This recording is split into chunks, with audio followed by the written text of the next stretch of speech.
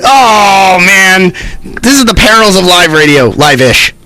I was looking at the light and I'm like, shouldn't that be on right now?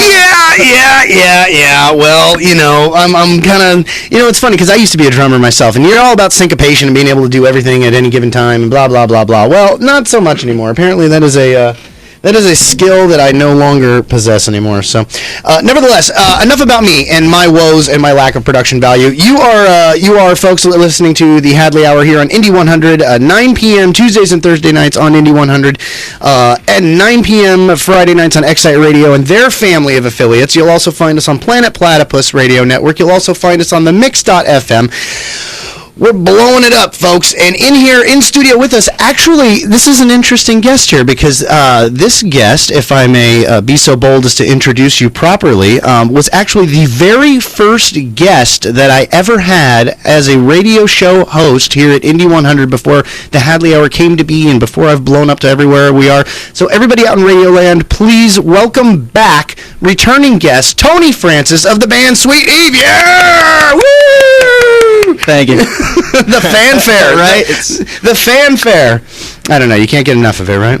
No, it's great, and thank you for having me on again. And what was the name of the band that was originally scheduled, and you made room for me? Oh, okay. So that was Blaze the Thunder. Yeah, Ryan Demarest, great guy.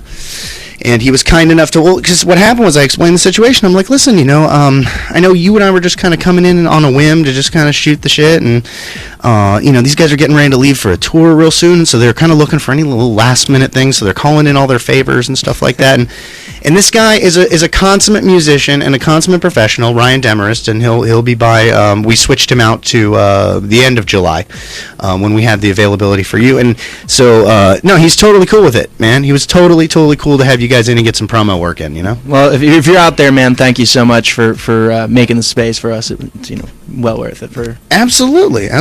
So Sweet Eve, where can they find Sweet Eve now that they've gotten a taste of Bloody Broken Heart? That was the first track off the album One, I believe it is. Yeah, just the first album. It's on Facebook, it's on iTunes, it's on Reverb Nation. Just search for Sweet Eve and you'll find us. Nice. Yeah. Nice. It's out there. Cool, man. Cool. So, it's been, well over a year since the last time you've been in the studio. And so what is, and I know that you're talking about you're going to be doing a tour here in a little bit, which we'll get to later on. But in the meantime, what's been going on with you, with your life, with the band? Tell me all about you, man, because we got to catch up. It's been way too long. Yeah. I stopped playing music, actually. I stopped playing for... Really? Yeah. The last time we spoke was probably one of the last times that we were... Was it? I don't know if that was the first or second time.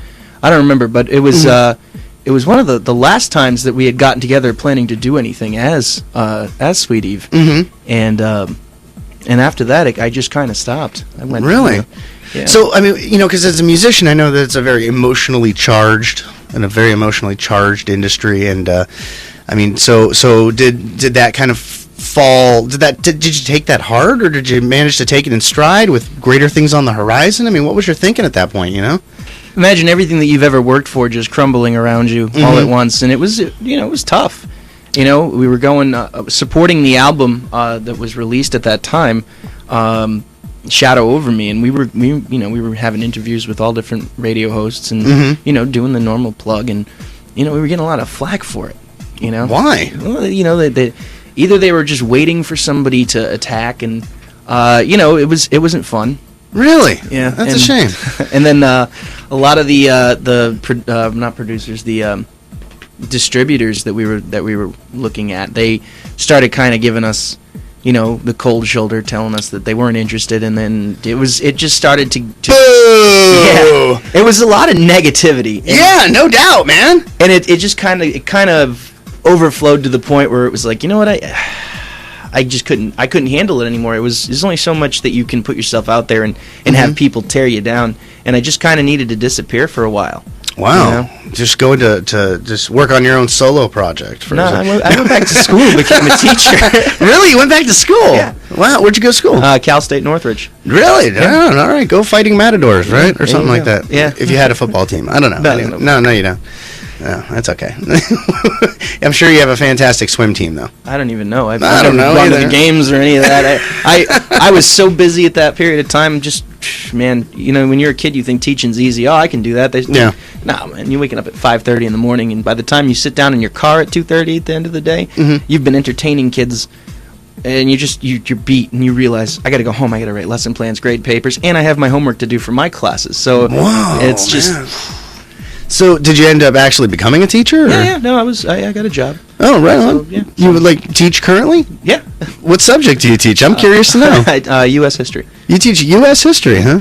You must be the coolest U.S. history teacher ever. I try. It's about keeping their attention. It's the same as an audience, but it's different. You're still craving entertainment. You're still craving music.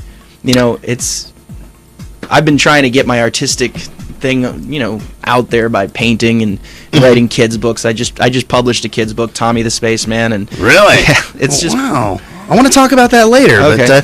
but I'll tell you what. So in the meantime, in this world of teaching now, do you incorporate music into any of your teaching at all, or is it pretty much you kind of separate the two lives? Yeah, I try not to let it get in there. Like there are some kids that'll become curious as to why is this guy in here with long hair teaching history? There's got to be something more, and they'll start searching. Yeah. And the kids with the internet today, they're real good. and I'll have them come into class, and they'll start singing Sweet Eve songs to me, and then they'll be playing them out of their phone, and I'm like, oh crap, some of them found out. You don't want, you're trying to keep those two lives separate, but unfortunately, sometimes when you're in there and they're interested in you, they want to know more about who this guy is teaching, then they start digging, and next thing you know, they. But that's kind of fascinating, though, because they want to get to know the human element of their teacher, probably to find your vulnerabilities, but nevertheless, it's probably not for a good reason. Right. They're just being nosy, and they just want power over you because they know something about your personal life, But listen, at least you didn't do porn. That's true. It could have been worse. That could have been your dirty secret. So, just to be a musician, meh.